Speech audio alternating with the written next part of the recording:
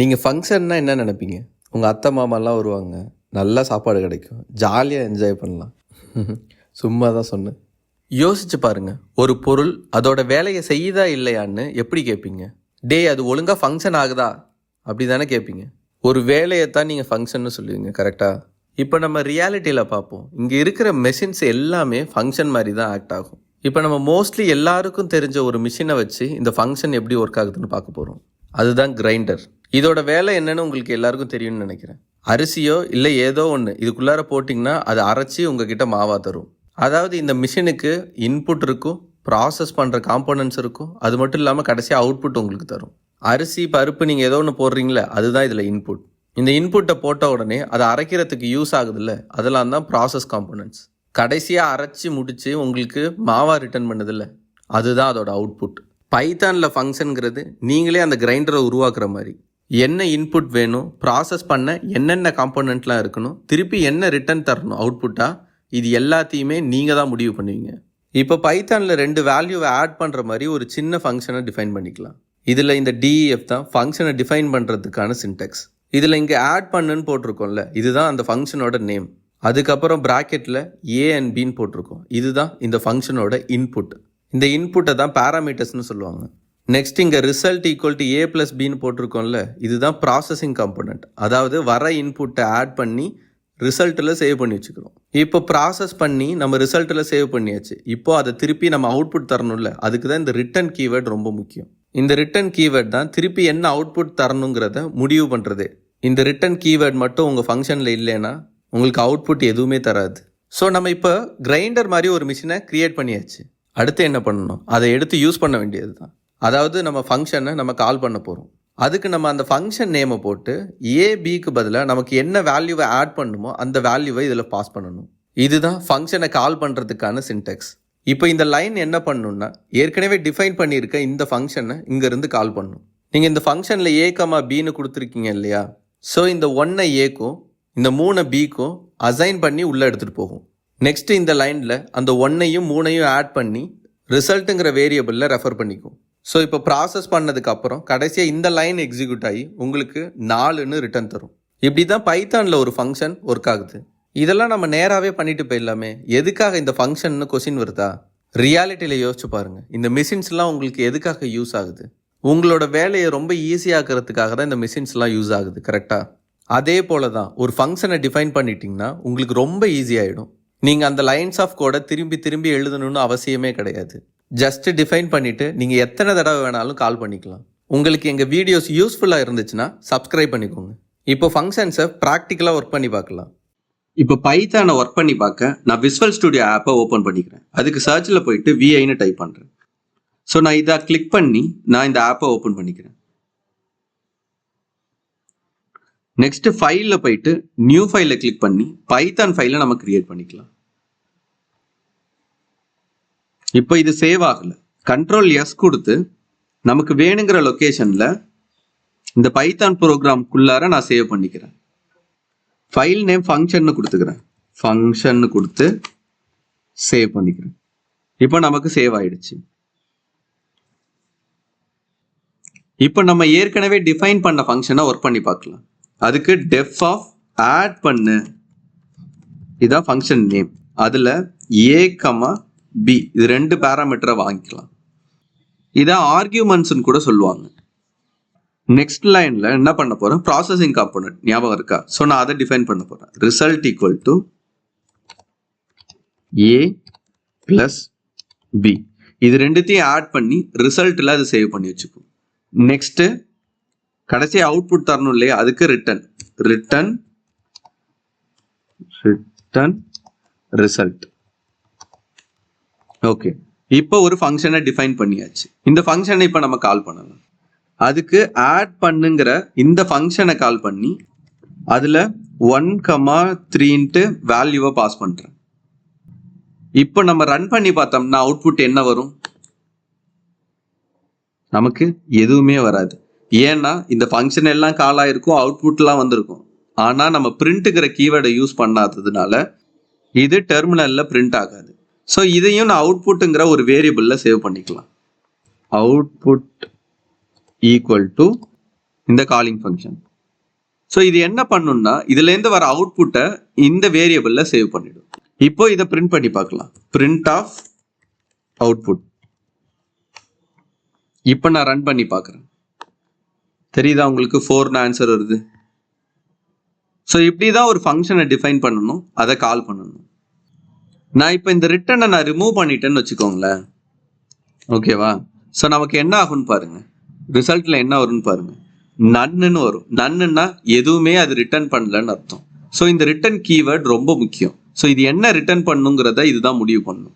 So நான் அந்த ரிட்டனை திருப்பி போட்டுக்கிறேன். இப்போ ரன் பண்ணி பாருங்க, உங்களுக்கு 4ன்னு வருது. ஸோ இதே போல நீங்க எத்தனை டைம் வேணாலும் இந்த ஃபங்க்ஷனை கால் பண்ணிக்கலாம். இப்போ நான் இன்னொரு வேரியபிளை டிஃபைன் பண்றேன்.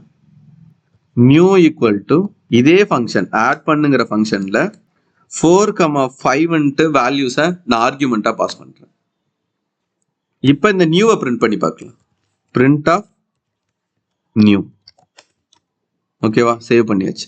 ஃபர்ஸ்ட் இதுவும் கால் பண்ணும், அடுத்தது இதுவும் கால் பண்ணும். இப்போ இதுவும் பிரிண்ட் ஆகும், இதுவும் பிரிண்ட் ஆகும். இப்போ நம்மளோட ரிசல்ட்டை பாருங்க.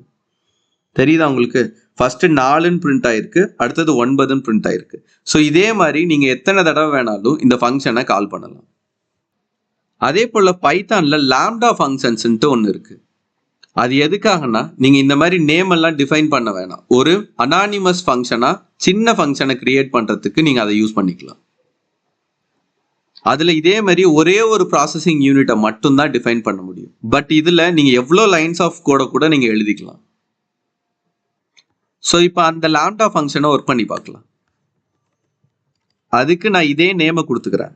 ஆட் பண்ணுங்கிற இந்த வேரியபிள்ல அந்த லாம்டா ஃபங்க்ஷனை நம்ம சேவ் பண்ண போறோம். ஒரு லாம்டா ஃபங்க்ஷனை எப்படி எழுதுறது? அதுக்கு லாம்டான் தான் அதை ஸ்டார்ட் பண்ணணும். அதுக்கப்புறம் என்ன இன்புட் தரணுமோ அந்த இன்புட்டை A,B. ஸோ இந்த இன்புட்டை ஃபர்ஸ்ட் போடணும். அதுக்கப்புறம் ஒரு கோலன் போட்டுட்டு இந்த கோலனுக்கு அப்புறம் இந்த ப்ராசஸிங் யூனிட் என்ன பண்ணணுமோ அதை சொல்லணும். A+B. அவ்வளோதான். இவ்வளோதான் லாம்டா ஃபங்க்ஷன்ஸ். ஸோ இது என்ன பண்ணுன்னா இந்த A,B-யை இன்புட்டா வாங்கி இந்த கோலனுக்கு அப்புறம் இதை ப்ராசஸ் பண்ணி ஆட்டோமேட்டிக்கா இதோட வேல்யூவை ரிட்டர்ன் பண்ணிடும். ஸோ இந்த லாம்டா ஃபங்க்ஷனை இப்போ எப்படி யூஸ் பண்றதுன்னு பார்க்கலாம். அதுக்கு சிமிலர் அதே தான். ஆட் பண்ணுங்கிற இந்த நேமை யூஸ் பண்ணி அதுல 1,2ன்னு நான் பாஸ் பண்றேன். இதை நான் அவுட்புட்ல சேவ் பண்ணிக்கலாம். அவுட்புட் ஈக்குவல் டு இந்த ஆட் பண்ணு ஃபங்க்ஷனை கால் பண்றேன். நெக்ஸ்ட் இந்த அவுட்புட்டை பிரிண்ட் பண்ணலாம். Print of output. ஸோ இப்போ இந்த கோடை ரன் பண்ணி பார்க்கலாம். உங்களுக்கு தெரியுதா 3ன்னு ரிட்டர்ன் பண்ணுது. ஸோ இப்படிதான் ஒரு லாம்டா ஃபங்க்ஷனை பைத்தான்ல டிஃபைன் பண்ணணும். இப்போ ஏற்கனவே ஒரு ஃபங்க்ஷனை டிஃபைன் பண்ணியிருந்தோம்ல, அந்த ஃபங்க்ஷனை திருப்பி எழுதிக்கலாம். def ஆஃப் ஆட் பண்ணு அதில் A,B colon result equal to A+B. அடுத்தது ரிட்டர்ன் ரிசல்ட். ஓகேவா? ஸோ இதில் இந்த AB தான் ஆர்கியூமெண்ட். கரெக்டா? இந்த ஆர்கியூமெண்ட்ஸ் இந்த பேராமீட்டர்ஸை நிறைய வழியில இந்த ஃபங்க்ஷனுக்கு இன்புட்டா தரலாம். அதை ஒவ்வொரு வழியும் எப்படின்னு தான் இப்போ பார்க்க போறோம். முதல்ல ஏற்கனவே கால் பண்ணோம்ல, அதையே ஃபர்ஸ்ட் கால் பண்ணலாம். அவுட்புட் ஈக்குவல் டு ஆட் பண்ணு அதுக்குள்ளார 2,5ன்னு பாஸ் பண்றேன். ஓகேவா? கடைசியா பிரிண்ட், இந்த பிரிண்ட்டுக்குள்ளார அவுட்புட்டை கொடுக்குறேன். ஸோ இப்போ நம்ம இதை ரன் பண்ணோம்னா நமக்கு என்ன வரும்?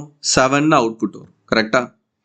ஸோ இந்த மாதிரி ஆர்கியூமெண்ட்டை பாஸ் பண்றோம்ல, இதுதான் பொசிஷனல் ஆர்கியூமெண்ட் சொல்லுவாங்க. அதாவது இதோட பொசிஷனை ஆட்டோமேட்டிக்கா அதுவே எடுத்துக்கும். ஸோ இங்க நம்ம ஃபர்ஸ்ட் 2ன்னு கொடுத்துருக்கோமா, ஸோ ஏக்கு 2யும், ரெண்டாவது 5ன்னு கொடுத்துருக்கோமா, ஸோ பிக்கு 5யும் அது ஆட்டோமேட்டிக்கா எடுத்துக்கும். ரெண்டாவது கீவேர்ட்ஸ் ஆர்கியூமெண்ட் இருக்கு. அதாவது நீங்க கீவேர்டை மென்ஷன் பண்ணி நீங்க பாஸ் பண்ணலாம். இப்போ நீங்க பிக்கு 2யும் ஏவுக்கு 5ஐயும் பாஸ் பண்ணணும்னு வச்சுக்கோங்க. அதுக்கு நான் இங்க மென்ஷனே பண்ணலாம். B = 2, A = 5. ஸோ இந்த மாதிரி கீவேர்டை டிஃபைன் பண்ணி நீங்க பாஸ் பண்ணலாம். ஸோ இதுதான் கீவேர்ட் ஆர்கியூமெண்ட்னு சொல்லுவாங்க. நான் இதை ரன் பண்ணி காமிக்கிறேன். நமக்கு இதுக்கும் 7 தான் ரிசல்ட் வரும். அடுத்தது நம்ம பார்க்க போறது டிஃபால்ட் ஆர்கியூமெண்ட். ஒரு வேல்யூவை நம்ம டிஃபால்ட்டாக இங்கேயே செட் பண்ணிக்கலாம். நான் b ஈக்குவல் டு 6ன்னு நான் இங்கே கொடுக்குறேன். ஆக்சுவலாக இந்த டிஃபால்ட் ஆர்குமெண்ட் எப்படி ஒர்க் பண்ணணும்னா, இந்த பியை நீங்கள் கொடுக்கலனா கூட ஆட்டோமேட்டிக்காக அது 6ன்னு எடுத்துக்கும். நான் இப்போ இது ரிமூவ் பண்ணி காமிக்கிறேன். ஸோ நான் இதில் எதுவுமே பாஸ் பண்ணாமல் வெறும் ஏவை மட்டும் நான் பாஸ் பண்ணுறேன். இன்னொரு ஆரை நான் பாஸ் பண்ணுறேன் இங்கே. ஓகேவா? ஸோ நீங்கள் இங்கே பியை பாஸ் பண்ணவே இல்லை, வெறும் ஏவை மட்டும்தான் பாஸ் பண்ணுறீங்க. ஸோ நீங்கள் இதை ரன் பண்ணிங்கன்னா இந்த ஏல இந்த 6ம் ஏற்கனவே டிஃபால்ட்டாக இங்கே அசைன் பண்ணியிருக்க 6ம் ரெண்டுத்தையும் ஆட் பண்ணி 12ன்னு ரிசல்ட் வரும். வருதா உங்களுக்கு? அதே போல் இந்த டிஃபால்ட் ஆர்கியூமெண்ட்டை ஓவர் ரைட் கூட பண்ணலாம். அதாவது பியையும் நீங்கள் இங்கே ஸ்பெசிஃபை பண்ணிங்கன்னா, இங்கே 4ன்னு ஸ்பெசிஃபை பண்ணிங்கன்னா, இப்போது அந்த டிஃபால்ட் ஆர்கியூமெண்ட் 6 எடுத்துக்காது.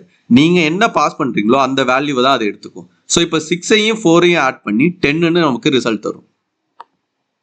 தெரியுதா உங்களுக்கு? 10ன்னு ரிசல்ட் தருது பாருங்க.